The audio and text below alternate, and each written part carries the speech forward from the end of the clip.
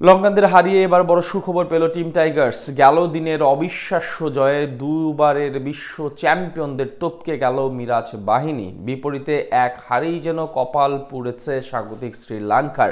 এবার সামনে আসছে বড় সুযোগ। সিরিজ জিততে পারলেই অনন্য এক উচ্চতায় পৌঁছাবে টাইগাররা। সরাসরি 2027 বিশ্বকাপ খেলার পথটাও অনেকটাই সুগম হয়ে যাচ্ছে সিমন্সের শিষ্যদের। টাইগারদের এমন সুযোগ আর সুখবর নিয়ে বিস্তারিত প্রতিবেদনে।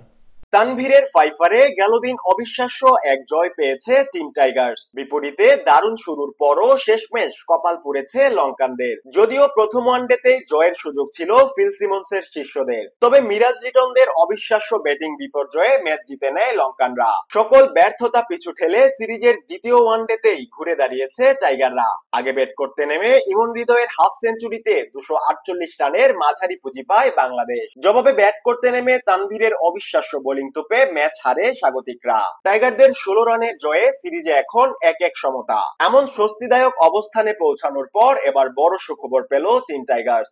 রীতিমতো মন খুশি করার মতো এক খবর দিল ক্রিকেটের সর্বোচ্চ নিয়ন্ত্রক সংস্থা। গেল দিন রাতে বাংলাদেশের ম্যাচ শেষেই হালনাগাদ করা হয় আইসিসির ওয়ানডের দলীয় র্যাঙ্কিং, যেখানে এবার চমক দিয়েছে বাংলাদেশ। চলমান এই সিরিজ শুরুর আগে 76 রেটিং পয়েন্ট নিয়ে র্যাঙ্কিং এর 10 নম্বরে অবস্থান করছিল টাইগাররা। অন্যদিকে 77 রেটিং পয়েন্ট নিয়ে তালিকার 9 নম্বরে অবস্থান করছিল ওয়েস্ট ইন্ডিজ। তবে গেল দিনের জয়ে বাংলাদেশের বেড়েছে 2 রেটিং পয়েন্ট, যার সুবাদে 78 রেটিং পয়েন্ট নিয়ে দুইবারের বিশ্ব চ্যাম্পিয়নদের টপকে র্যাঙ্কিং এর নবম স্থানটি দখল করে নিল টিম টাইগার্স। 1 রেটিং পয়েন্ট পিছিয়ে থাকায় 10 নম্বরে নেমে গেল উইন্ডিজরা।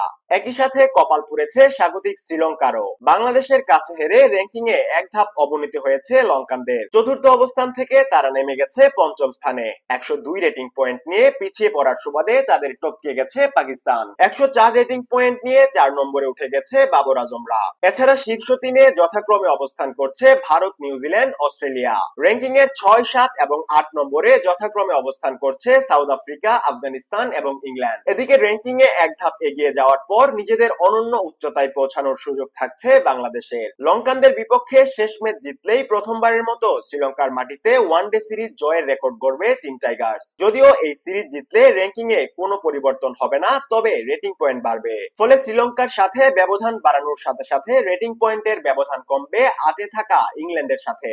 তাই ইংল্যান্ডকে টপকে র্যাঙ্কিং এর 8 নম্বরে পৌঁছানোর পথে অনেকটাই এগিয়ে যাবে বাংলাদেশ, যার সুবাদে 2027 ওয়ানডে বিশ্বকাপে সরাসরি খেলার পথেও অনেকটাই এগিয়ে যাবে টিম টাইগার্স। দক্ষিণ আফ্রিকা, জিম্বাবুয়ে ও নামিবিয়ায় অনুষ্ঠিত হতে যাওয়া এই বিশ্বকাপে সরাসরি খেলবে র্যাঙ্কিং এর শীর্ষ 8 দল। 2027 সালের 31 মার্চ পর্যন্ত যারা শীর্ষ 8 এ জায়গা ধরে রাখবে তাদের খেলতে হবে না কোনো রকম বাছাই পর্ব।